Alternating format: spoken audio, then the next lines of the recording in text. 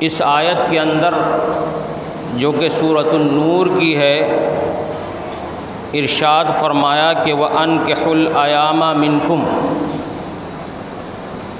ان لوگوں کا نکاح کرا دو جو بغیر نکاح کے ہیں۔ ایامہ بولتے ہیں عربک کے اندر ان نوجوانوں کو کہ جن نوجوانوں کا ابھی نکاح نہیں ہوا ہے۔ اسلام کے اندر سادھو بننا، سنت بننا، جنگلوں کی راہ اختیار کر لینا، یہ جائز اور درست نہیں ہے۔ اللہ کے نبی محمد الرسول اللہ صلی اللہ علیہ وسلم نے بذات خود نکاح کیا، اور آپ صلی اللہ علیہ وسلم نے اپنی امت کو بھی نکاح کرنے کا حکم دیا۔ آپ صلی اللہ علیہ وسلم فرماتے ہیں کہ یا معشر الشباب من استطاع منکم الباء فلیتزوج، اے نوجوانوں کی جماعت،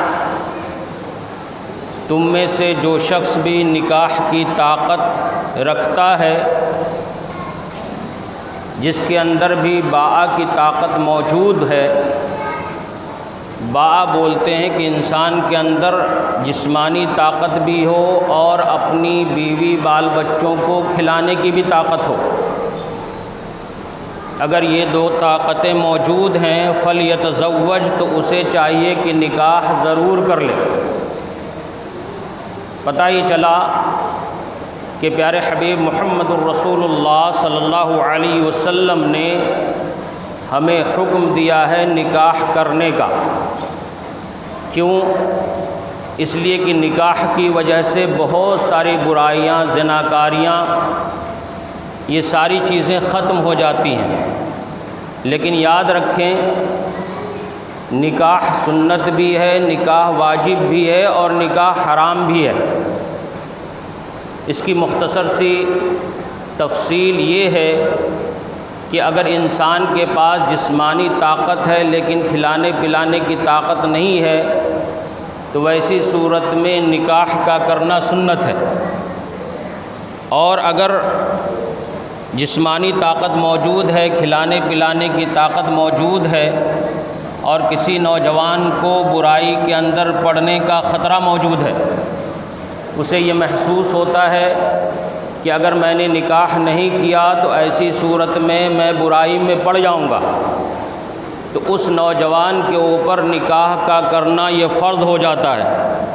اگر وہ نکاح نہیں کرتا تو وہ گنہگار ہے، اور نکاح کا کرنا حرام بھی ہے۔ اگر کسی نوجوان کے پاس جسمانی طاقت موجود نہیں ہے، آپ سنے بھی ہوں گے اور بہت ساری خبریں بھی آپ تک آئی ہوں گی کہ فلاں بندے کے پاس نکاح کرنے کی طاقت نہیں تھی، مطلب یہ ہے کہ جسمانی طاقت اس کے پاس موجود نہیں تھی، باوجود اس کے کہ اس نے نکاح کر لیا، جس کی وجہ سے دلہا والے، دلہن والے، ان کے خاندان والے، ان کے خاندان والے پریشان ہو گئے، رشتہ ٹوٹ گیا، بڑا ہنگامہ ہوا، لڑائی ہوئی، جھگڑا ہوا، بدنامی ہوئی، ساری چیزیں ہوئی۔ تو یاد رکھیں میرے نوجوان ساتھیوں، اگر کسی کے پاس جسمانی طاقت موجود نہیں ہے اور وہ نکاح کرتا ہے تو ایسی صورت میں نکاح کا کرنا یہ حرام ہے۔ تو 3 صورتیں ہو گئیں، نکاح سنت ہے، نکاح واجب ہے، نکاح حرام ہے۔ اللہ رب العالمین کا یہ دستور رہا ہے کہ جو چیز جتنی ضرورت کی ہوتی ہے اللہ رب العالمین اس کو اسی قدر آسان بنا دیتا ہے۔ مثال کے طور پہ ہوا کے بغیر انسان زندہ نہیں رہ سکتا۔ اللہ رب العالمین نے ہوا کو عام کر دیا، آکسیجن کو عام کر دیا، اور ہوا کتنی قیمتی چیز ہے، اس کی ویلیو کتنی ہے، اس کی اہمیت کتنی ہے، اس وقت اس کا اندازہ ہوتا ہے کہ اگر کسی کو سانس لینے میں پرابلم ہے، کسی کو سانس لینے میں دقت ہے، کسی کو سانس لینے میں پریشانی ہے، جب ڈاکٹر کے پاس جاتا ہے اور وہ آکسیجن کا سلنڈر لگاتا ہے، 1 دن کا ہزاروں روپے مطالبہ کر دیتا، تب پتہ چلتا ہے کہ اللہ رب العالمین کی ایک عظیم نعمت ہوا کس قدر اہمیت کی حامل ہے۔ تو اللہ رب العالمین کو یہ بخوبی معلوم تھا کہ ہوا کے بغیر انسان زندہ نہیں رہ سکتا، اللہ رب العالمین نے ہوا کو عام کر دیا۔ پانی کے بغیر انسان زندہ نہیں رہ سکتا، 1 دن 2 دن 3 دن، لیکن انسان پانی کے بغیر حیات سے اور زندہ نہیں رہ سکتا۔ تو اللہ رب العالمین نے پانی کو بھی عام کر دیا۔ اسی طریقے سے نکاح بھی انسان کی ضرورت ہے، انسان نکاح کے بغیر نہیں رہ سکتا۔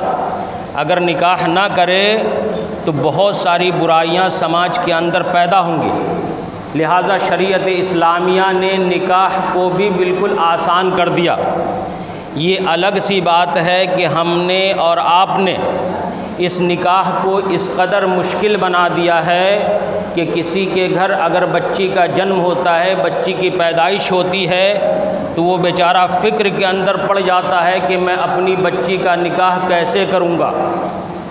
ابھی بچی پیدا ہوئی کہ نہیں، کوئی کلکتہ کا رخ کر لیتا ہے، کوئی جو ہے ممبئی کا رخ کر لیتا ہے، اور کوئی جو ہے حیدرآباد کا رخ کر لیتا ہے، اور بہت سارے ہمارے بھائی تو گلف کنٹری بھی پہنچ جاتے ہیں۔ کیوں؟ 1 نہیں 2 نہیں 3 نہیں 4 4 5 5 بیٹیاں ہیں، آنے والے دنوں میں ان بیٹیوں کا نکاح کیسے کریں گے؟ اللہ اکبر۔ میرے بھائیوں، نکاح کو بالکل اللہ رب العالمین نے آسان بنایا ہے، اور اس کی مثال ہمارے اسلاف سے ملتی ہے۔ اسلاف نے کس طریقے سے اپنی بچیوں کی شادیاں کی، اسلاف نے کس قدر اپنی شادی کی۔ آپ جب صحابہ کرام رضوان اللہ تعالی علیہم اجمعین کی زندگی کو پڑھیں گے، ان کی سیرت کا مطالعہ کریں گے، تو آپ کو بخوبی اس کا اندازہ ہو جائے گا۔ عبد الرحمن ابن عوف رضی اللہ تعالی عنہ، اللہ رب العالمین نے بہت زیادہ مال سے نوازا تھا، بہت زیادہ دولت دے رکھی تھی۔ جب کبھی بھی اللہ کے نبی محمد الرسول اللہ صلی اللہ علیہ وسلم پیسوں کا مطالبہ کرتے، اللہ کی رضا کے واسطے لاکھوں روپے خرچ کرنے والے تھے، کون؟ عبد الرحمن ابن عوف رضی اللہ تعالیٰ عنہ، اس پائے کے صحابی تھے۔ لیکن جب مکہ سے ہجرت کر کے مدینہ کو آئے، بڑے بڑے سورما، بڑے بڑے اثر و رسوخ والے، بڑے بڑے رئیس، بڑے بڑے پیسے والے فقیر ہو چکے تھے، تنگ دست ہو چکے تھے، قلاش ہو چکے تھے۔ کیوں؟ اس لیے کہ مکہ والوں نے گھر چھوڑنے پر مجبور کر دیا تھا، تجارت چھوڑنے پر مجبور کر دیا تھا، پیسہ چھوڑنے پر مجبور کر دیا تھا۔ اللہ اکبر۔ ایک صحابی رسول جن کو پرنس آف مکہ کہا جاتا تھا، مکہ کی گلی سے اگر گزرتے تھے، لوگوں کا کہنا ہے کہ اگر ایک راستے سے گزر جاتے تھے، چند گھنٹوں کے بعد بھی اگر کوئی شخص اس راستے سے گزرتا تھا، معلوم ہو جاتا تھا کہ پرنس آف مکہ اس گلی سے گزرا ہے۔ اس صحابی رسول کو جب مکہ چھوڑنا پڑا، جسم کے اوپر ایک کپڑا تک موجود نہیں تھا۔ یہ صحابہ کرام رضوان اللہ تعالی علیہم اجمعین کی زندگی تھی۔ یہ ہجرت کرنے پر ان کے ساتھ معاملہ پیش آیا۔ تو عبد الرحمن ابن عوف رضی اللہ تعالی عنہ جب مکہ سے ہجرت کر کے مدینہ آئے، یہ بھی غریب ہو چکے تھے، ان کے پاس بھی پیسے موجود نہیں تھے۔ ان کے جسم کے اوپر خوشبو محسوس کی، کس نے؟ پیارے حبیب محمد الرسول اللہ صلی اللہ علیہ وسلم۔ کہا کہ عبد الرحمن ابن عوف، کیا بات ہے، تمہارے جسم سے خوشبو محسوس ہو رہی ہے۔ عبد الرحمن ابن عوف رضی اللہ تعالیٰ عنہ نے کہا کہ اللہ کے نبی محمد الرسول اللہ صلی اللہ علیہ وسلم، میں نے نکاح کر لیا ہے۔ کیا کر لیا ہے؟ نکاح کر لیا ہے۔ کون ہیں؟ محمد الرسول اللہ صلی اللہ علیہ وسلم کی ذات۔ کتنی بڑی ذات ہے! اللہ رب العالمین کے بعد اس کائنات کے اندر دوسرے نمبر کی اگر کوئی ہستی ہو سکتی ہے تو وہ آمنہ کے لال محمد الرسول اللہ صلی اللہ علیہ وسلم کی ہستی ہے۔ عبد الرحمن ابن عوف رضی اللہ تعالیٰ عنہ نے محمد الرسول اللہ صلی اللہ علیہ وسلم کو بھی اپنے نکاح کی خبر نہیں دی، لیکن اللہ کے نبی صلی اللہ علیہ وسلم نے عبد الرحمن ابن عوف سے کچھ بھی نہیں کہا۔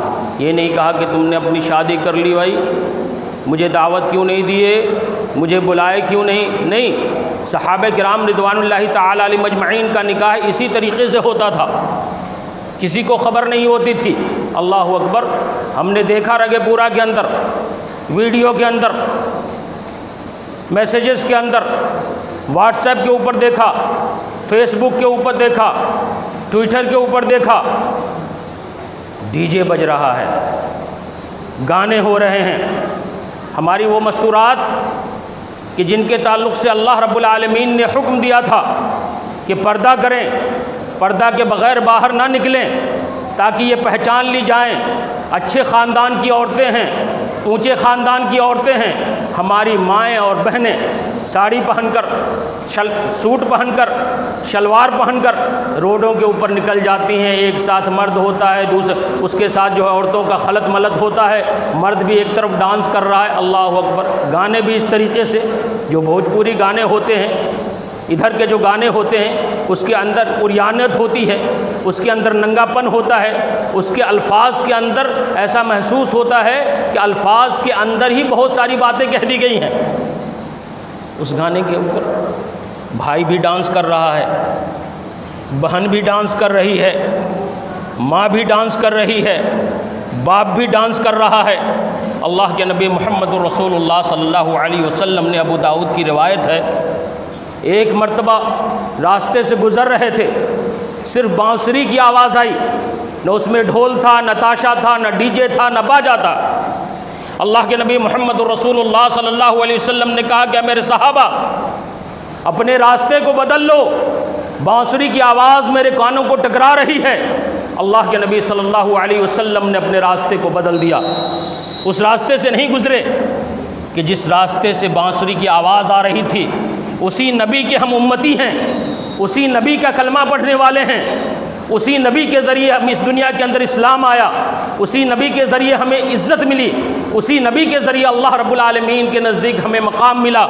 اس نبی کا کلمہ پڑھنے کے باوجود میرے بھائیوں ہمیں شرم نہیں آتی؟ عالم کی بچی کی شادی ہو، حافظ صاحب کی بچی کی شادی ہو، مولانا صاحب کی بچی کی شادی ہو، امیر صاحب کے بچی کی شادی ہو، عہدے دار کے بچی کی شادی ہو، چلو ڈی جے لا کے دیتے ہیں۔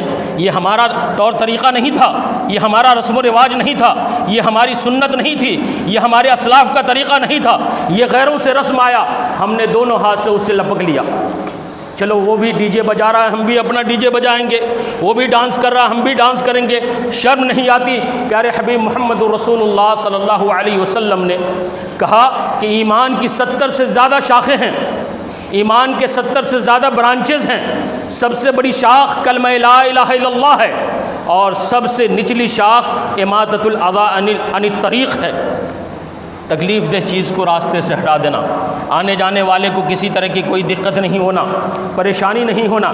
لیکن لوگ ڈی جے کو، گاڑی کو روڈ کے اوپر کھڑا کر کے، نہ موٹر سائیکل گزر سکتی ہے، نہ آدمی گزر سکتا ہے، نہ لوگ گزر سکتے ہیں۔ اللہ اکبر، کتنے بیمار پڑے ہوتے ہیں۔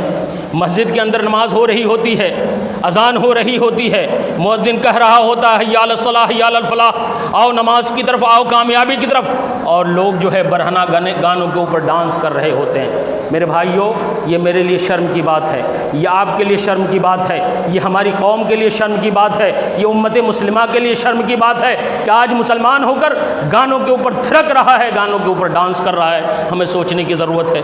آپ سے بس ایک چھوٹی سی گزارش ہے کہ آپ مسلمان ہیں، ایز اے مسلمان ہونے کے ناطے ان سب چیزوں کو نہ سنا کریں، یا ان سب چیزوں کو عام نہ کیا کریں کہ جس کو اللہ کے نبی محمد رسول اللہ صلی اللہ علیہ وسلم نے ناپسند فرمایا، کہ جس کو اللہ رب العالمین نے ناپسند فرمایا، جس کی حرمت اللہ رب العالمین نے قرآن مجید کے اندر نازل فرما دی۔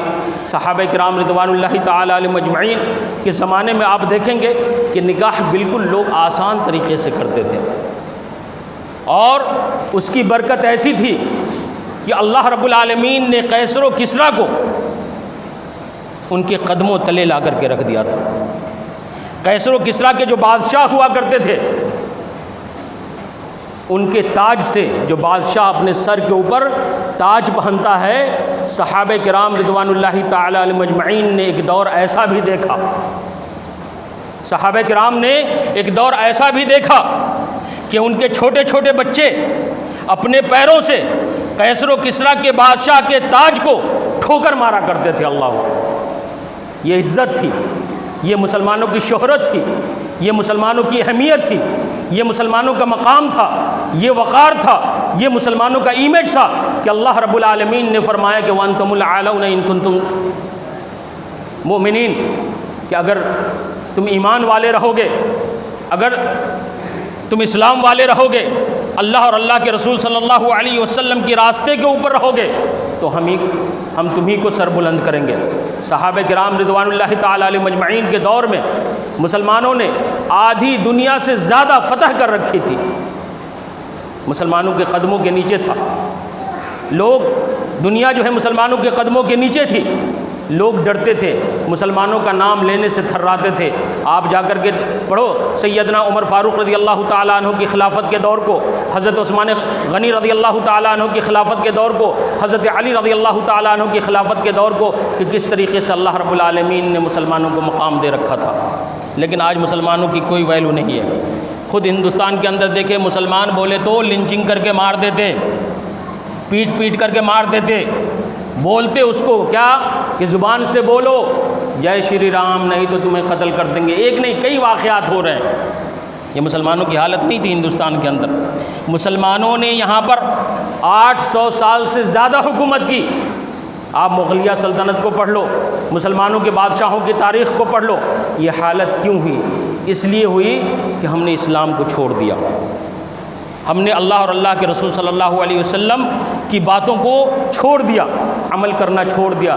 ہر معاملے میں، صرف شادی کی بیاہ کی بات ہی نہیں کر رہا ہوں، ہر معاملے میں آج ہمارا طور طریقہ وہ نہیں رہا جو صحابہ کرام رضوان اللہ تعالی علیہ مجمعین کا طور طریقہ تھا۔ ایک صحابی تھے جلیبیب رضی اللہ تعالی عنہ، دیہات میں رہتے تھے۔ کون تھے؟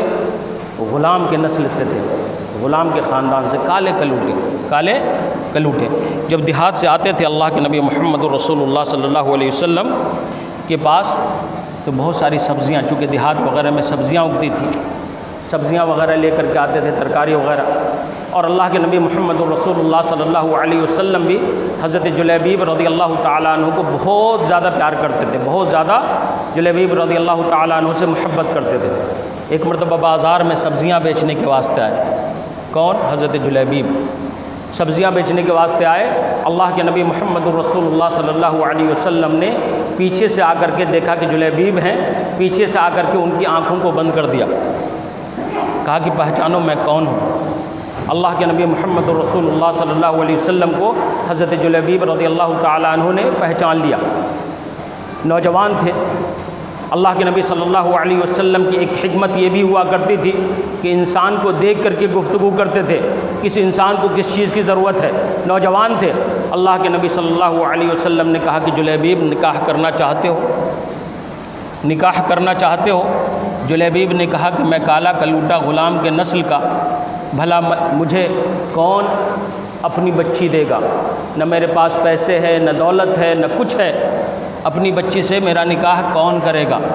اللہ کے نبی صلی اللہ علیہ وسلم نے کہا کہ دنیا والوں کے سامنے تمہاری اہمیت رہے یا نہ رہے، اللہ کے پاس تمہارا بہت اونچا مقام ہے۔ میں خط دیتا ہوں، ایک میسج دیتا ہوں، فلاں کے گھر میں چلے جاؤ، فلاں کے گھر میں چلے جاؤ اور میرا میسج دے دینا، میرا میسج دے دینا، اگر ان لوگوں کو پسند آیا تو تمہیں اپنی بچی دے دیں گے۔ اللہ اکبر۔ جب وہ خط لکھ کر کے لے کر کے گئے، اللہ کے نبی محمد رسول اللہ صلی اللہ علیہ وسلم کی طرف سے جو میسج تھا، گھر والوں کو جا کر کے دیا۔ انہوں نے جب پڑھا تو چونکہ اللہ کے نبی محمد رسول اللہ صلی اللہ علیہ وسلم کی درخواست تھی، انکار نہ کر سکے۔ کہا کہ چلو بچی سے پوچھ لیتے ہیں۔ بچی نے کہا کہ اللہ کے نبی محمد الرسول اللہ صلی اللہ علیہ وسلم نے اس خواہش کا اظہار کیا۔ ہاں، اللہ کے نبی صلی اللہ علیہ وسلم نے اس خواہش کا اظہار کیا۔ کہا کہ پھر میں اس نوجوان سے نکاح کرنے کے لیے تیار ہوں۔ اللہ، نکاح کر لیا۔ حضرت انس ابن مالک رضی اللہ تعالیٰ عنہ کہتے ہیں کہ اس کے بعد جلیبیب ایک جنگ کے اندر شریک ہوئے، کفار و مشرکین نے انہیں شہید کر دیا۔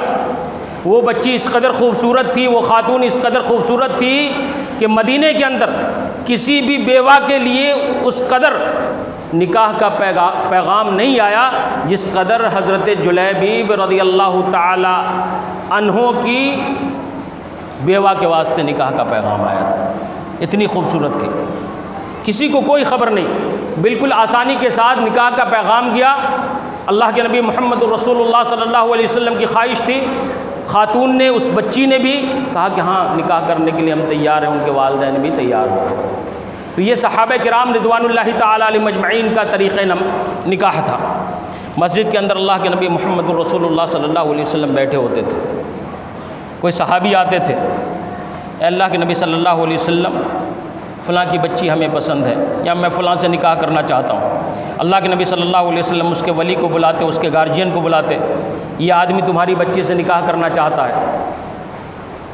وہ راضی ہوتا اور اسی مسجد کے اندر پیارے حبیب محمد رسول اللہ صلی اللہ علیہ وسلم خطبہ نکاح پڑھ کر کے ایجاب و قبول کروا دیتے۔ یہی طریقہ ہے بس، اس کے علاوہ جتنی بھی چیزیں ہوتی ہیں ہمارے سماج کے اندر نکاح کے نام پر، وہ ساری کی ساری چیزیں غلط ہیں، وہ غیروں سے مسلمانوں کے اندر آئی ہوئی ہیں۔ اللہ رب العالمین نے اور اللہ کے نبی محمد رسول اللہ صلی اللہ علیہ وسلم نے جو نکاح کی شرطیں رکھی ہیں وہ صرف 4 ہیں، یاد رکھیں۔ جس طریقے سے ہر عبادت کی شرط ہوتی ہے، نکاح بھی ایک عبادت ہے۔ اللہ کے نبی محمد رسول اللہ صلی اللہ علیہ وسلم نے کہا کہ نکاح یہ نصف دین ہے۔ نکاح کیا ہے؟ آدھا دین ہے۔ آدھے دین میں، باقی آدھے دین میں تم اللہ رب العالمین سے ڈرا کرو۔ تو نکاح کیا ہے؟ ایک عبادت ہے۔ نکاح اللہ کے نبی محمد رسول اللہ صلی اللہ علیہ وسلم کی سنت ہے۔ اس کی 4 شرطیں، جس طریقے سے نماز، وضو کے بغیر نماز نہیں ہو سکتی۔ وضو کیا ہے؟ نماز کے لیے شرط ہے۔ پاکی کے بغیر نماز نہیں ہو سکتی، کیوں؟ اس لیے کہ پاکی نماز کے لیے شرط ہے۔ اسی طریقے سے 4 شرطیں نکاح کے واسطے، یاد رکھیں۔ ان 4 شرطوں کے علاوہ جتنی بھی چیزیں آج نکاح کے نام پر ہوتی ہیں، وہ ساری کی ساری چیزیں یا تو ناجائز ہیں، یا حرام ہیں، یا بدعت ہیں، یا رسم و رواج ہیں، یاد رکھیں۔ اس میں سے پہلی شرط کیا ہے؟ پہلی شرط ہے کہ نکاح ایجاب و قبول کے بغیر نہیں ہوتا۔ نکاح ایجاب و قبول کے بغیر نہیں ہوتا۔ ایجاب و قبول کا مطلب ہوتا ہے کہ لڑکی بھی اس نکاح سے راضی ہونا اور لڑکا بھی اس نکاح سے راضی ہونا، اسی کو کیا بولتے ہیں؟ ایجاب و قبول۔ اگر کوئی شخص اپنی بچی کا نکاح اس کی مرضی کے بغیر کر دیتا ہے تو یہ نکاح جائز نہیں ہے، یاد رکھیں، یہ نکاح جائز نہیں ہے۔ اللہ کے نبی محمد رسول اللہ صلی اللہ علیہ وسلم کے پاس ایک خاتون آئیں، انہوں نے کہا کہ اللہ کے نبی صلی اللہ علیہ وسلم میری مرضی کے بغیر میرا نکاح کر دیا گیا ہے، یعنی میرے والدین نے، میرے پیرنٹس نے، میرے ماں باپ نے میری مرضی کے بغیر میرا نکاح کر دیا ہے۔ اللہ کے نبی صلی اللہ علیہ وسلم نے فوراً اس نکاح کو توڑوا دیا۔ کیوں؟ اس لیے کہ اس خاتون کی رضامندی نہیں تھی، اس بچی کی رضامندی نہیں تھی۔ تو ایجاب و قبول کا ہونا ضروری ہے، یعنی لڑکا بھی راضی ہونا اور لڑکی بھی راضی ہونا، دونوں کی رضامندی ضروری ہے۔ اگر کوئی ماں باپ اپنی بچی کے اوپر دباؤ ڈال کر کے، وہ نہیں کرنا چاہتی، پھر بھی کیا ہے، اس کے اوپر دباؤ ڈال کر کے اس کا نکاح کراتے ہیں، تو یاد رکھیں یہ نکاح جائز نہیں ہوگا۔ تو یہ ایک شرط ہے۔ دوسری شرط کیا ہے؟ لا نکاح الا بولی، ولی کا ہونا ضروری ہے۔ اور نکاح میں ولایت کا جب معاملہ آتا ہے تو سب سے پہلا حق اس کا باپ رکھتا ہے۔ اگر باپ نہیں ہے تو بھائی ہے، بھائی نہیں ہے تو چاچا ہے، چاچا نہیں ہے تو نانا ہے، ماموں، اس طریقے سے جو جتنے قریبی رشتہ دار ہوں گے وہ ولی اتنا پہلے بنیں گے۔ اگر کوئی بچی بغیر نکاح کے شادی کر لیتی ہے، کوئی بھاگ کر کے کورٹ میرج کر لی، کوئی بچے کے ساتھ چلی گئی، اللہ کے نبی محمد رسول اللہ صلی اللہ علیہ وسلم نے فرمایا کہ ایسی خاتون زانیہ ہے۔ کیا ہے؟ ایسی خاتون زانیہ ہے جو بغیر اجازت کے، یعنی بغیر باپ سے پوچھے ہوئے، بغیر ولی کی اجازت کے نکاح کر لے، وہ خاتون کیا ہے؟ وہ بچی کیا ہے؟ زانیہ ہے۔ تو آپ سمجھ سکتے ہیں کہ ولی کا ہونا کس قدر ضروری ہے، یعنی ولی کا ہونا یہ فرض ہے، ضروری ہے، ولی کے بغیر نکاح نہیں ہو سکتا، یہ دوسری شرط ہے۔ اسی طریقے سے مہر کا ہونا، تیسری شرط کیا ہے؟ مہر کا ہونا، مہر کے بغیر بھی نکاح نہیں ہوتا۔ اور جب مہر کی بات آ گئی تو 1-2 باتیں یہاں پہ میں آپ کو بتاتا چلوں کہ مہر آپ چاہے جتنا بھی رکھ سکتے بچے کو پکڑ کے، یعنی بچہ کس صلاحیت کا مالک ہے، وہ کتنا کماتا ہے، اس کے حساب سے وہ مہر مقرر کر سکتا ہے۔ لیکن ہم اپنی قوم کے اندر ایک چیز دیکھتے ہیں کہ بچہ کچھ نہیں کر رہا ہے، کچھ کما بھی نہیں رہا ہے، اب اس کے باپ کے پاس بہت ساری زمین جائیداد ہے، کیا کرتا، 4 کٹھا 5 کٹھا ہم دے دیے، 10 کٹھا دے دیے، حالانکہ دینے کی نیت نہیں ہوتی، کیوں؟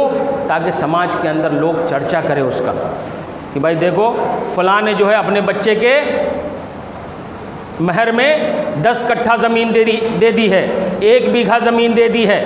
تو یاد رکھیں مہر اس قدر متعین کریں کہ سامنے والا جو دلہا شادی کر رہا ہے، جو دلہا بن کر کے آیا ہے، وہ آسانی سے مہر کو ادا کر سکے، ٹھیک ہے۔ مہر نہ دینے کی نیت سے اگر کوئی شخص اپنے نام کے واسطے یا پھر اسی طریقے سے کہ لوگ ہمارا تذکرہ کریں اس نیت کے ساتھ مہر مقرر کرتا ہے، تو اللہ کے نبی محمد رسول اللہ صلی اللہ علیہ وسلم نے اسے بھی زنا کہا ہے کہ مہر دینے کی نیت نہ ہو اور انسان نکاح کر لے اور اثر و رسوخ اور اپنا نام جو ہے سماج کے اندر اونچا کرنے کے واسطے، حالانکہ اس کی نیت نہیں ہے مہر دینے کی، تو ایسی صورت میں یہ زنا کاری ہے۔ یہ کیا ہے؟ زنا کاری ہے۔ اسی طریقے سے چوتھی شرط جو نکاح کے لیے ہے وہ گواہ کا ہونا ہے۔ کسی بھی 2 مسلمان کو آپ گواہ بنا دے سکتے، اس میں کوئی حرج کی بات نہیں ہے۔ تو یہ 4 شرطیں ہیں جیسے اسلام نے متعین کیا ہے کہ بھائی ایجاب و قبول، اسی طریقے سے مہر کا ہونا، یا اسی طریقے سے ولی کا ہونا اور 2 گواہ کا ہونا۔ ان 4 شرطوں کے علاوہ جتنی بھی چیزیں ہو رہی ہیں، آج ہمیں معلوم ہوتا ہے کہ اپنی قوم کے اندر اس وقت تک لڑکے والے شادی کرنے کے لیے تیار نہیں ہوتے جب تک کہ ان کو ایک بائک نہ دے دی جائے، اور بہت سارے پیرنٹس مجبور ہوتے ہیں، والدین مجبور ہوتے ہیں، کیا؟ چونکہ سماج میں بھی یہ چیز آ گئی ہے۔ دھیرے دھیرے کیا ہوا، پہلے کیا ہوتا تھا، میں جب اس بات کے اوپر غور کرا تو پہلے کیا ہوتا تھا، تو عموماً یہ 4 ٹولہ ہی میں لوگ شادی کرتے تھے، 4 ٹولہ ہی میں۔ اب کیا ہے، دور دور تک بھی شادی کر رہے ہیں، بہت دور دور تک بھی لوگ شادی کر رہے ہیں۔ اب وہاں چونکہ یہ چیز عام تھی، جہیز لینے کی، دینے کی، گاڑی لینے کی، دینے کی، کیش لینے کی، دینے کی، تو چونکہ دور دور شادی کی، مانی ہوئی بات ہے کہ ان کے سماج میں یہ چیز چل رہی ہے، اب وہ اس چیز کا مطالبہ کریں گے، تو ایسی صورت میں ہم لوگ بھی مجبور ہو گئے کیا کرنے کے واسطے، گاڑی دینے کے لیے۔ اب اس کی وجہ سے کیا نکاح مشکل ہو گیا۔ اب آدمی جب اپنی جوان بچی کو دیکھتا ہے تو یہ سوچنے کے اوپر مجبور ہو جاتا ہے کہ بھائی ہماری بچی کا نکاح اس وقت تک نہیں ہو سکتا جب تک کہ ہمارے پاس گاڑی نہ آ جائے۔ اب اس کے لیے کیا ہوتا ہے، اس کے لیے کیا ہوتا ہے، آپ دیکھیں لاسٹ کے 8-10 سال میں جس کو سموہ بولتے ہیں، کیا بولتے ہیں، سموہ بولتے ہیں، نہیں یا سموہ بولتے ہیں، کیا آگے بولتے ہیں، لیکن وہ سموہ ہے شاید کہ پوری ٹیم گھومتی رہتی ہے ہر گاؤں میں، رگے پورا ہو، سوہانس ہو، اروا ہو، بینی پٹی پورب ٹولہ ہو، مدھوا پٹی ہو، ایک سموہ گھومتا، ایک ٹیم گھومتی رہتی ہے، بھائی لے لو 20,000 لے لو، دھیرے دھیرے دھیرے دھیرے دو۔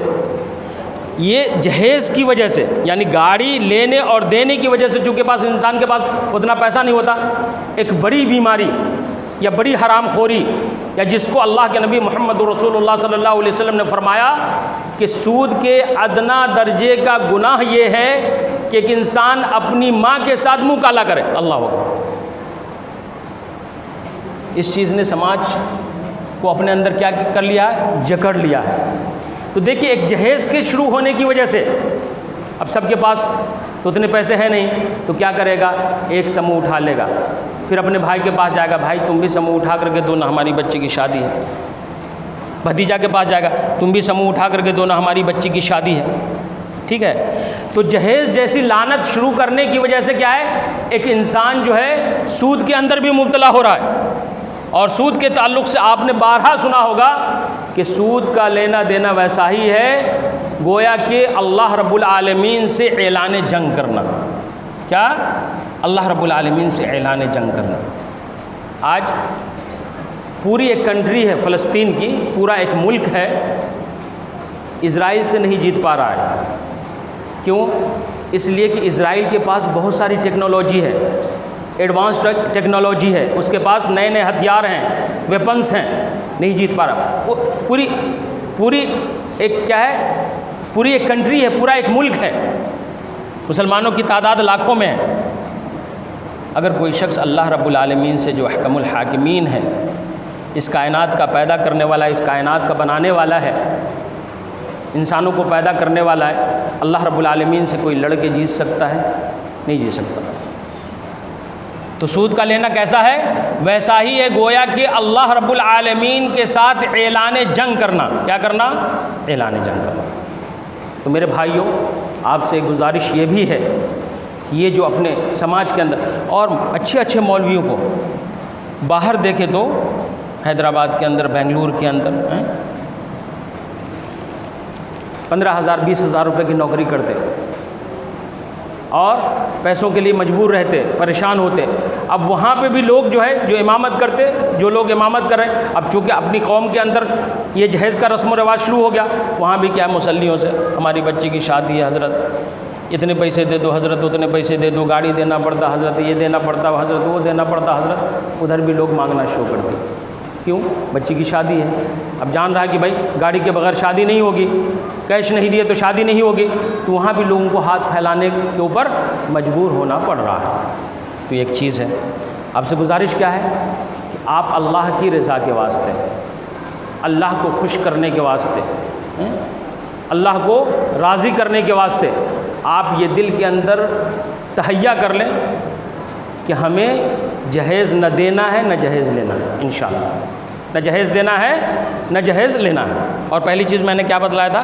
بینڈ باجا۔ بینڈ باجا کچھ بھی ہو جائے، یہ شیطانی آلات ہیں، اس کو اوائڈ کرنا ہے۔ اس کے بعد جب شادی کا وقت آتا ہے، بہت ساری ہماری مائیں اور بہنیں اکٹھا ہو جاتی ہیں، وہ گیت کا جو ہے پروگرام شروع ہو جاتا ہے، اور اس میں اتنے عریانت بھرے، ہاں کچھ اشعار وغیرہ جو اسلامک اشعار ہیں اس کو پڑھ سکتے ہیں، اس کی اجازت ہے، یہاں تک کوئی رکاوٹ نہیں ہے، لیکن گیت میں اس کی ماں کو دیکھ دیا جا رہا ہے، اس کی بہن کو دیکھ دیا جا رہا ہے، اس کے بہن کو، اس کی ماں کو، اس کی پھوپھی کو، اس کی خالہ کو، اس کی نانی کو، اس کے فلاں کو، سارے کو گن دیا جاتا ہے۔ میرے بھائیوں، اسلام میں اس کی بھی اجازت کیا ہے؟ نہیں ہے۔ اب دیکھیے، جب بارات آتی ہے تو بارات آنے کے بعد وہ پٹاخے چھوڑے جا رہے ہیں، کتنے سارے پیسے کا بھی نقصان ہے، کبھی کبھی انسان کا بھی نقصان ہو جاتا ہے، یا اس کی آنکھ پھٹ جاتی ہے، یا اس کو جو ہے اور طرح طرح کے جو ہے چوٹ لگ جاتی ہے۔ تو یہ ساری چیزیں جو ہے خرافات کے اندر شامل ہیں۔ تو پٹاخہ چھوڑنا بھی یہ اسلام کے اندر کیا ہے؟ ممنوع ہے، جائز نہیں ہے۔ لوگ پٹاخے بھی چھوڑتے۔ اب دلہے بابو آ رہے ہیں، ساس جو ہے دودھ کا گلاس لے کر کے جاتی ہے پلانے کے واسطے، یہ پورے رسم و رواج ہیں۔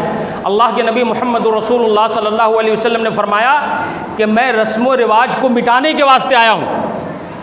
میں کیا کرنے کے واسطے آیا ہوں؟ رسم و رواج کو مٹانے کے واسطے۔ میں نے اسلاف کی زندگی سے بتلایا کہ اسلاف کا نکاح کیسے ہوتا تھا۔ سعید ابن مسیب رحمۃ اللہ علیہ کا نام آپ لوگوں نے سنا ہوگا، اپنے وقت کے بہت بڑے محدث، اور اس وقت کا جو بادشاہ تھا، بادشاہ کے 3 بیٹے تھے، تینوں بیٹوں کا پیغام سعید ابن مسیب رحمۃ اللہ علیہ کی بیٹی کے اوپر بادشاہ نے بھیجا۔ ایک طرف کون ہے؟ 3 شہزادے ہیں، اور کون بھیج رہا ہے پیغام؟ بادشاہ وقت، کہ ہمارے جس بیٹے سے چاہو اپنی بیٹی کا سعید تم نکاح کر سکتے ہو۔ سعید ابن مسیب نے کہا کہ نہیں، شہزادہ ہے تو کیا ہوا، میں اپنی بچی کو نہیں دے سکتا۔ انہی کے پاس پڑھنے والا ایک عبداللہ نامی اسٹوڈنٹ تھا، عبداللہ نامی طالب علم تھا۔ جب وہ کلاس سے غیر حاضر ہوا، کبھی غیر حاضر نہ رہنے والا اسٹوڈنٹ کلاس سے جب غیر حاضر ہو جاتا ہے تو استاذ کو فکر لاحق ہو جاتی ہے۔ پوچھا کہ عبداللہ نظر نہیں آ رہا، کیا بات ہے؟ تو ان کے ساتھیوں نے کہا کہ حضرت ان کی اہلیہ کا انتقال ہو گیا، جس کی وجہ سے وہ غیر حاضر ہیں۔ 3 دن نہیں آئے، 3 دن غم منانے کا رہتا، 3 دن نہیں آئے، الا کہ شوہر انتقال کر جائے۔ 3 دن کے بعد آئے، کلاس میں بیٹھے، سعید ابن مسیب، اللہ اکبر، اور یہ اسٹوڈنٹ جو تھے عبداللہ نامی، آپ جانتے ہیں اس قدر غریب تھے کہ ان کو کھانے کے لیے گھر میں کچھ نہیں ہوتا تھا۔ سعید ابن مسیب نے کہا کہ کیا تم میری بچی سے نکاح کرو گے؟ اللہ اکبر! جو بادشاہ کے بچوں کے رشتے کو بندہ ٹھکرا چکا تھا، کہا کہ ہم نہیں دیں گے آپ کے بچے کو اپنی بچی۔ دیکھا کہ یہ اسٹوڈنٹ دیندار ہے، دین کی تعلیم حاصل کر رہا ہے، گرچہ کے غریب ہے، بڑا اخلاق والا ہے۔ سعید ابن مسیب رحمۃ اللہ علیہ نے کہا کہ ہماری بچی سے تم نکاح کرو گے؟ حیران و پریشان ہو گئے، کہا کہ حضرت کیسی بات کر رہے ہیں، میں کہاں آپ کہاں، وقت کے سب سے بڑے محدث۔ کہا کہ نہیں، میں صحیح بول رہا ہوں، اگر نکاح کرنے کے لیے تیار ہو تو بولو، میں اپنی بچی دینے کے واسطے تیار ہوں۔ کہا کہ حضرت میں راضی ہوں۔ نکاح اسی وقت کر دیا، اللہ اکبر، اسی وقت نکاح کر دیا۔ نہ کوئی دودھ پلایا، اور کیا ہے، بہنوئی اٹھا کر کے لے جائے گا گاڑی سے، کرتے ہیں نا آپ لوگ، بہنوئی، دوسرا نہیں اٹھا کر کے لے جائے گا، بہنوئی گودی میں اٹھا کر کے لے جائے گا۔ اور ڈھٹا بولتے ہیں نا، بانس سے جو گھیر دیتے ہیں، یہاں کی زبان میں ڈھٹا بولتے ہیں، ڈھٹا سے گھیر کر کے ادھر سے 10 آدمی طاقت لگا رہا ہے، ادھر سے 10 آدمی طاقت لگا رہا ہے۔ اب وہ تو کم ہو گیا اللہ کے فضل سے، پہلے بچپن میں بہت زیادہ دیکھتا تھا میں، ابھی بھی کچھ لوگ کرتے ہوں گے۔ یہ جو رسم و رواج ہو رہا ہے، دیکھیے سعید ابن مسیب ابھی انہوں نے کہا کہ اگر نکاح کرنا چاہتے ہو تو بولو۔ کہا کہ نکاح کرنے کے لیے حضرت میں تیار ہوں۔ فوراً خطبہ نکاح اسی مجلس میں، کچھ اسٹوڈنٹ بیٹھے ہوئے اسی مجلس میں۔ اب یہاں بہنوئی اٹھا کر کے لا رہا ہے، اس کو اب بھائی تھوڑا دیجئے، اور نہانے کے ٹائم میں بھی شاید کہ بہنوئی نہاتا، وہاں بھی تھوڑا کچھ دیجئے، ٹھیک ہے۔ اس کے بعد سہلا نہیں پہنے تو نکاح ہی نہیں ہو سکتا، یہ بھی ایک غلط رسم و رواج ہے۔ دلہے کو سہلا پہنانا یہ بھی مسلمانوں کا طریقہ نہیں ہے۔ اب وہ بیٹھے تو منہ پہ رومال رکھ کر کے بیٹھو، کیا کیا کی رسم و رواج ہے۔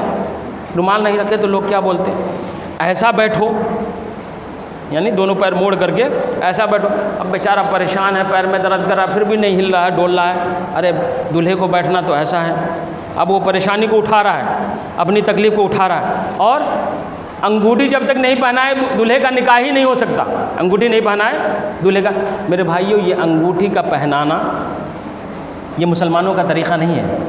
اکثر و بیشتر دلہے کو جب تک انگوٹھی نہیں دیتے، اس کے ناپ کے لیے 1 مہینہ 2 مہینہ پہلے ارے بھائی دلہے کی انگلی کا ناپ بھیجو تاکہ اس کے ناپ سے انگوٹھی بنائی جائے، ٹھیک ہے۔ اور بہت سارے لوگ تو یہ بھی کرتے، چاندی کے بجائے سونے کی انگوٹھی دیتے۔ بہت سارے لوگ، یاد رکھیں، مردوں کو سونے کی انگوٹھی پہننا یا سونے کی کوئی بھی چیز پہننا، زیورات کی شکل میں کوئی بھی چیز پہننا کیا ہے، یہ ناجائز اور حرام ہے۔ عورتوں کے لیے جائز ہے، مردوں کے لیے جائز نہیں ہے۔ تو انگوٹھی جب تک نہیں پہنائی جائے گی تب تک اس کا نکاح نہیں ہو سکتا۔ یہ انگوٹھی پہنانا مسلمانوں کا طریقہ نہیں ہے، یہ کس کا طریقہ ہے؟ عیسائیوں کا طریقہ ہے۔ کیا ہے؟ عیسائیوں کا طریقہ ہے۔ اس بات کو بھی آپ اپنے ذہن کے اندر رکھیں۔ اسی طریقے سے جب نکاح وغیرہ ہو جاتا ہے تو دلہے اور دلہے کے چند نوجوانوں کو، اور اس کا ریئیکشن یہ ہوتا ہے کہ نوجوان سب گھر کے اندر آتا ہے، دیکھتا رہتا ہے کہ بھائی کون بچی خوبصورت ہے نہیں ہے، نہیں ہے، وہ الگ قصہ چلتا رہتا ہے، ٹھیک ہے۔ گھر کے اندر بیٹھا کر کے دلہے بابو کو، ان کے کچھ دوستوں کو بیٹھا کر کے اب سلامی دیجئے بھائی، سلامی دیجئے، جو جتنا قریبی رشتہ دار ہے وہ اتنا زیادہ دے، کوئی ماموں ہے تو 500 روپیہ دے، کوئی چچا ہے تو 1000 روپیہ دے، سسر ہے تو 5000 روپیہ دے، ٹھیک ہے۔ یہ بھی رسم جو ہے نا بالکل غلط ہے، جو اسلام میں جائز اور درست نہیں ہے۔ اب جب دلہا دلہن کو لے کر کے نکلتا ہے گاڑی کے پاس، وہ سب مل کر کے ایسا گیت گائے گی، ایسا گیت گائے گی، اللہ اکبر۔ یہ ساری چیزیں اسلام کے اندر کیا ہے؟ ناجائز ہے، جائز نہیں ہے۔ ان سارے رسم و رواج کو ہمیں ختم کرنا ہے۔ اور ایک آخری بات جو میں آپ لوگوں کو بتا دینا چاہتا ہوں، شاید کہ لوگ اس کے اوپر غور نہیں کر رہے ہیں، وہ یہ ہے گولٹ کی شادی۔ یہ چیز عام ہو رہی ہے، ٹھیک ہے۔ بہت اس بیچ میں ایسے رشتے دیکھنے کو ملے کہ گولٹ شادی ہو رہی ہے۔ گولٹ کیسا کرتے گولٹ شادی؟ بھائی دیکھو ہمارے پاس بیٹا بیٹی ہے، آپ کے پاس بیٹا بیٹی ہے، آپ کے پاس جو بیٹا بیٹی ہے، ہمارے پاس جو بیٹا بیٹی ہے، ایک دوسرے کا کیا کر دیں گے؟ نکاح کر دیں گے۔ اگر گولٹ نہیں کریں گے تو ہم نکاح نہیں کریں گے۔ دیکھیے گولٹ شادی ایک اتفاق کی بات ہے، اگر کبھی کسی نے اپنی بچی کا کسی کے گھر میں کر دیا، ٹھیک ہے، پھر کچھ دنوں کے بعد اس کا بچہ پسند آیا، کر لیا، وہ ایک الگ چیز ہے، لیکن گولٹ شرط رکھ کر کے کرنا کہ بھائی آپ کے طرف سے بچہ بچی اور ہماری طرف سے بچہ بچی، یہ اسلام میں ناجائز اور حرام ہے، گرچہ کہ آپ نے مہر مقرر کر دیا، گرچہ کہ آپ نے مہر مقرر کر دیا، یہ اسلام میں ناجائز اور حرام ہے، یاد رکھیں، اس بات کو ذہن کے اندر رکھیں کہ اگر شرط کے ساتھ گولٹ شادی ہو رہی ہے کہ آپ کا بچہ رہے گا، بچی رہے گی، ہمارا بچہ رہے گا، بچی رہے گی، تبھی جا کر کے یہ شادی ہوگی، آپ کا بچہ ہماری بچی، صرف ایسا رشتہ ہمیں منظور نہیں ہے، اگر اس شرط کے ساتھ نکاح کیا جا رہا ہے تو یہ نکاح ناجائز اور حرام ہے۔ حضرت امیر معاویہ رضی اللہ تعالیٰ عنہ کی خلافت کے دور میں کسی نے اسی طریقے سے شادی کی، یعنی اپنا بچہ اور اپنی بچی، دوسرے کا بچہ اور اس کی بچی، شرط رکھ کر کے بھائی میں گولٹ کروں گا۔ حضرت امیر معاویہ رضی اللہ تعالیٰ عنہ کو جب اس بات کی جانکاری ہوئی، فوراً اس نکاح کو توڑوا دیا۔ کیوں؟ اس سے کیا ہوتا ہے تو سماج کے اندر بہت ساری خرابیاں، اب اس کی بچی کو کوئی ٹارچر کر رہا ہے تو یہاں بھی وہ اس کی بچی کو ٹارچر کر رہا ہے، وہ کچھ بول رہا ہے تو یہ بھی، اس لیے اسلام نے اس سے ہمیں کیا کیا ہے، منع فرمایا۔ یہ چند باتیں